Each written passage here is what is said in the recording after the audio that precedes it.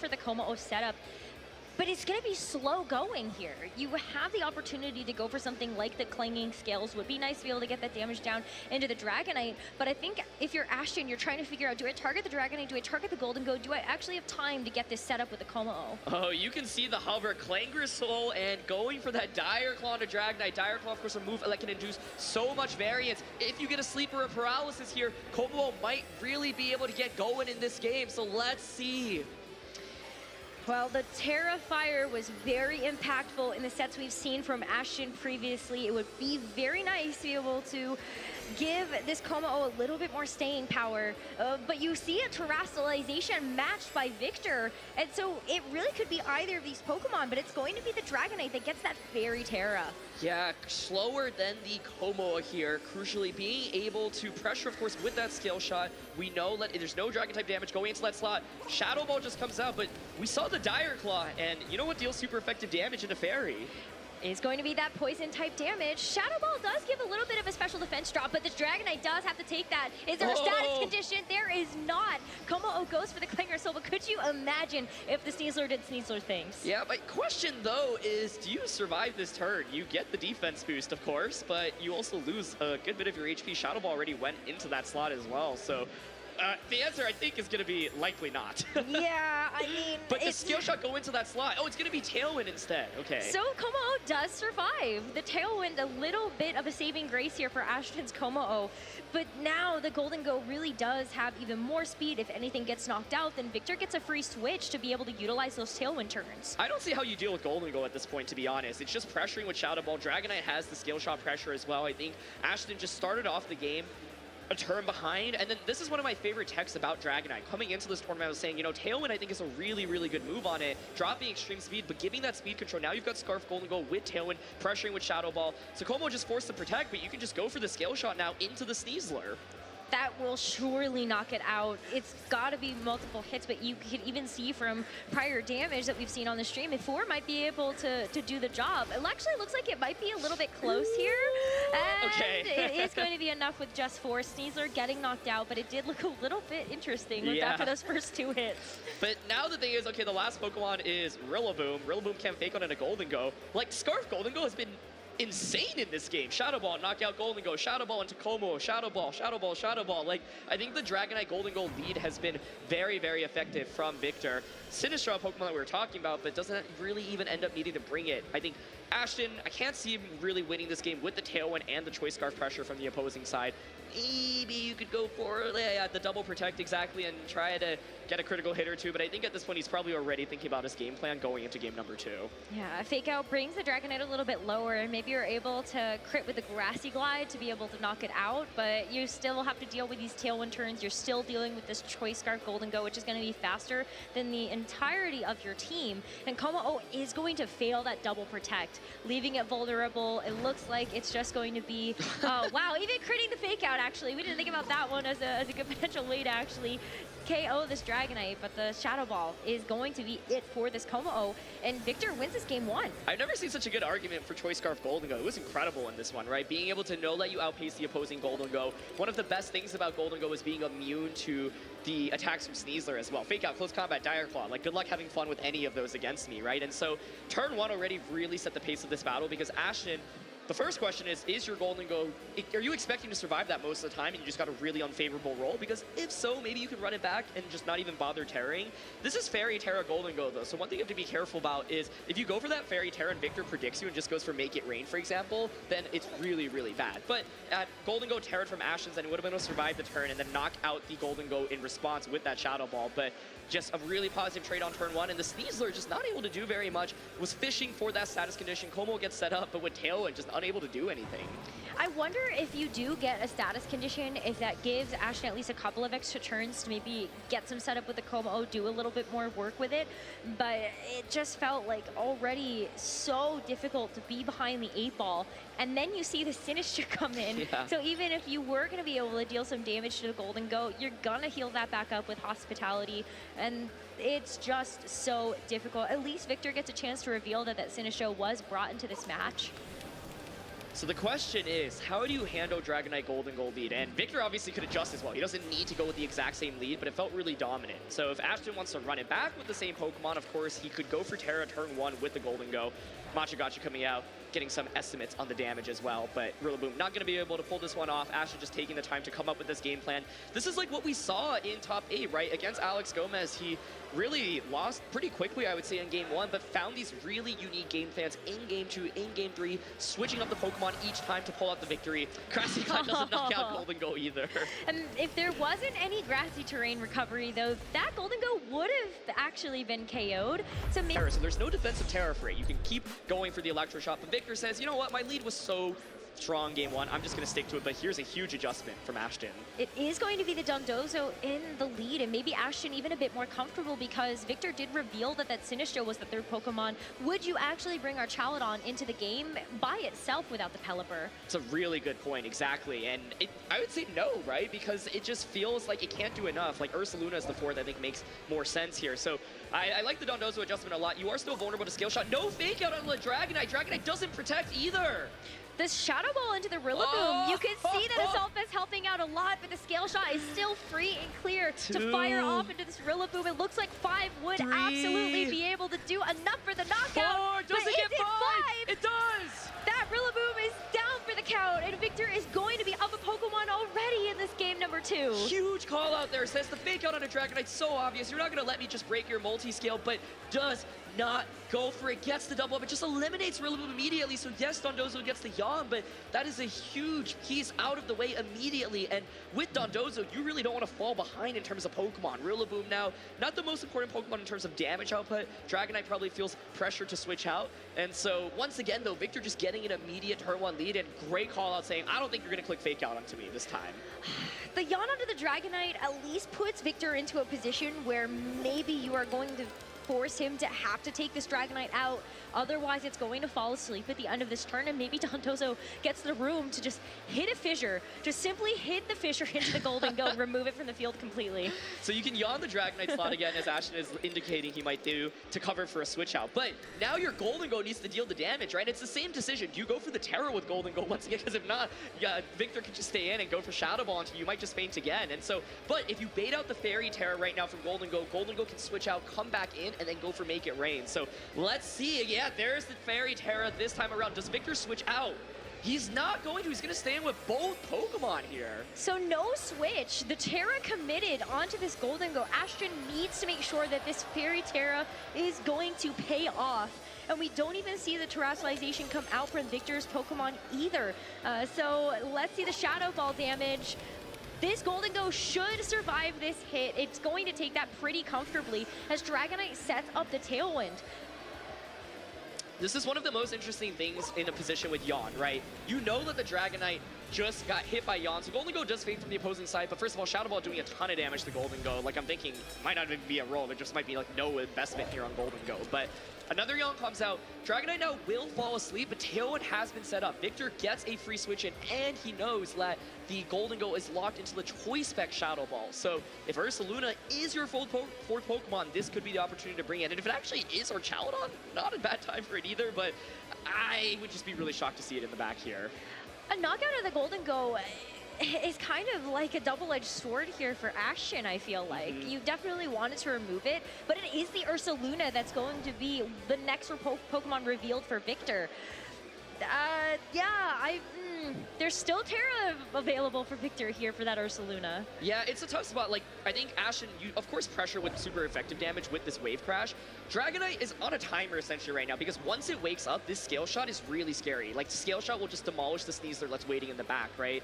So Ashton right now can't Shadow Ball into the Ursaluna, of course, by it being normal typing. You could go for the Wave Crash onto it. If it Terras, then of course you can take advantage of it. But I think here, if you're Victor, you're actually probably content just letting the Wave Crash go into that slot. I do think, like, Ashton does claw things back a little bit, right? Like, yes, Tailwind has been set up, but Dondozo is still so beefy, it's going to be tough to deal with, and we're going to see the Sneasler switch in. So I'm really paying attention. Does Dragonite manage to get a one-turn wake up? It has to take a turn of sleep this turn, but next turn could be huge.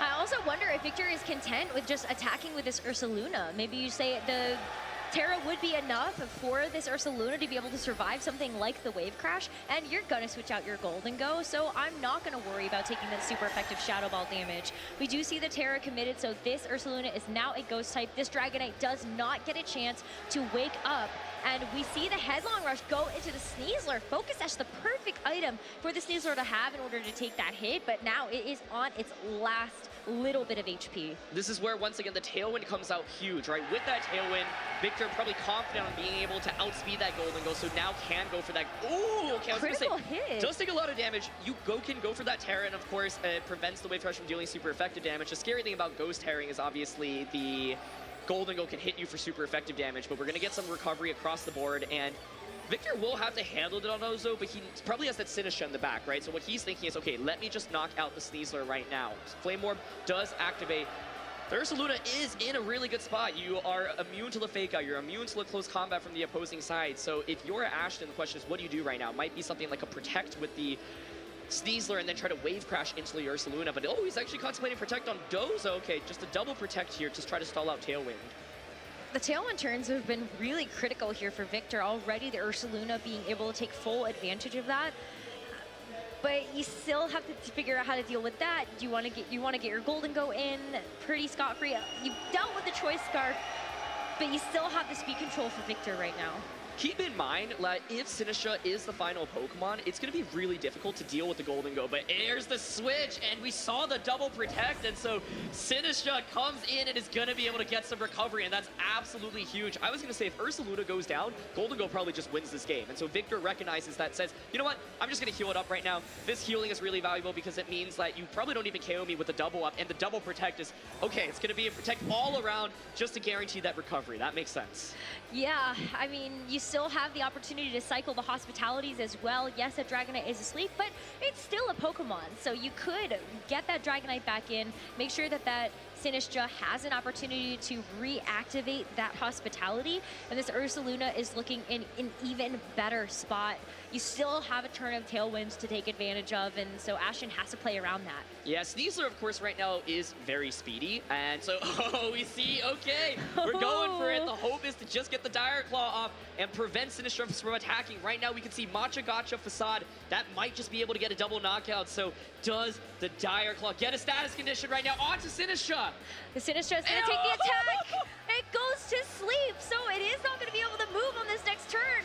As the Facade finishes off this Sneasler, what if this Dondozo is able to get the KO here and now? Ashton is down to his final two Pokemon. He has an opportunity here to hit the Fissure, and it is not going to connect, but at least the Sinistra is asleep for this next turn as the Tailwind expires. Now, you do get Golden Go out, right? This is a Choice Specs Golden Go, so I think Golden Go could still pull it off there. Victor, in the end, actually ended up targeting off the Sneasler rather than the Dondozo, right? So I was thinking maybe you just try to go for the double knockout. The sleep would have prevented it. I think Victor was probably thinking your win con here is to try to get a status condition on a Sinistra, so I really want to eliminate the Sneasler. But hey, I mean, we do get Specs Golden Go out now, pressuring with that Make It Rain. The Make It Rain would be pretty big, but you need to see the double up here. You're still going to see Ashton try to YOLO some of these attacks, but the Golden Go with the Shadow Ball is going to be able to hit the Ursaluna and the Sinistra for super effective damage, but you still have to deal with that Dragonite later on, which would be immune to this Fissure. Okay, you can see there's the contemplation to go for Shadow Ball instead. Oh, okay, so he's saying, you know what? You can't hit me with Dragonite. So if Sinistra stays asleep right now, you cannot Rage Powder. But if Sinistra wakes up, it gets Rage Powder off, and then I think Victor probably wins this game. So the question here is, does the Sinistra wake up? And if it does it go for Rage Powder? It's going to be a switch, so it could be switch and protect, which I think is pretty safe here. Gotta play it safe because there are certainly some outs that Ashton can take to win this game and tie it up as Dragonite comes back in. Still also pretty sleepy, but don't worry, it might be able to wake up at the end of this next turn. Okay, Shadow Ball comes out, so locking into the Shadow Ball rather than Make It Rain, recognizing, look, Dragonite is pretty bulky. I don't want to keep just dropping my special attack, and I just want to get consistent damage. And also, Ashton was basically saying, look, if you decide to stay in here and go for Rage Powder and you don't wake up, I can just win the game on the spot. So willing to commit to that. Dragonite does switch in safely. It's only taken a turn of sleep so far. So now you do pressure with Shadow Ball. Ursaluna probably feels pressure to switch out, can get a knockout. You burn a turn of sleep on Dragonite. Right now, Victor is really looking to set up that Tailwind with that Dragonite so we can outpace, and there is the Ursaluna switch. Oh man, that means that Sinister is gonna have to come in its stead, and that means it has to take this Shadow Ball. So as we see that fire off from the Golden Go, the Sinister is not gonna be able to give any more of that green tea healing over to that Dragonite or this Ursaluna in this game. Victor is down to just that Ursaluna left in the back, but Dragonite does wake up. So that's a big deal to set up this Tailwind, and now you've got the Ursaluna in the perfect conditions. I think that's just likely going to be the game because the Dragonite really struggles against or Dondozo struggles against Dragonite. Now, Multiscale obviously even further reduced that damage, but you're just not doing much. You can't Fissure into it. Now you get the free switch in back out into Ursaluna. Ursaluna will be faster than both the Dondozo and the Golden Go. It can very cleanly just go for Earthquake. So you bring Ursaluna, you Earthquake and Scale Shot. Victor basically was saying, look, even if I don't wake up here, I can bring out Ursaluna and protect for another turn. And so Ashton was basically hoping for multiple turns of sleep. But yeah, I think this should now just be Victor winning. He's gonna split the difference though, because Ashton still has maybe an opportunity to attack with one of these Pokemon. You have to attack with the Golden Go because of the Choice Mix. It is going to be locked into that Shadow Ball. But just what if, Aaron? What if there's an opportunity here for this Dondozo to actually connect and attack? We see the Scale Shot from this Dragonite to help chunk away at this Dondozo's HP, and it is going to be at least 4 hits. Yeah, I think the game is just over though, because regardless, even if Skill Shots miss, like the Ursaluna always knocks out Golden Go, and Dondozo just cannot win the 1v2. You have the defense drop, sure, but in the long run, like the Dragonite's just gonna beat the Dondozo. It's gonna be Facade here. Victor says, you know what, I don't want to take any chances. I have Earthquake, but I just want to make sure I knock out the Golden Go here, and Golden Go is now eliminated. So Dondozo will get an attack off here, but it's just not going to be enough. If it hit the Fissure, it is at least for the drama, but it does not. And Victor now in the 2v1 is going to move on to the finals tomorrow. He is just one Pokemon KO away from being able to have that chance and have that dream. It definitely would have been exciting to see Fissure hit. I still think Dragonite just wins that in the long run because you can haze to get rid of the defense boost, and Scale Shot just continuously adds up more, and Wave Crash doesn't do enough. But maybe there was a world where it could have pulled it up and Fissure hit, but no Fissure connects despite the sleep on the Sinistra. Victor pulls it off.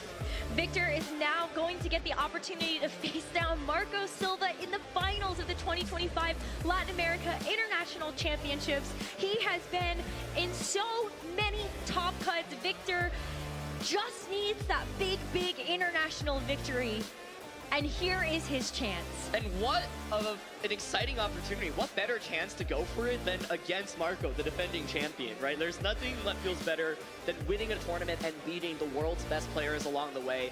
He's taken down so many incredible players this tournament, and he is one person away from getting that big championship he's hunting for so long. Take a look at that, celebrating with all of his friends. What a big deal for Victor to be able to have this opportunity. I know he's been hunting for it. He's been so eager. He's been working so hard.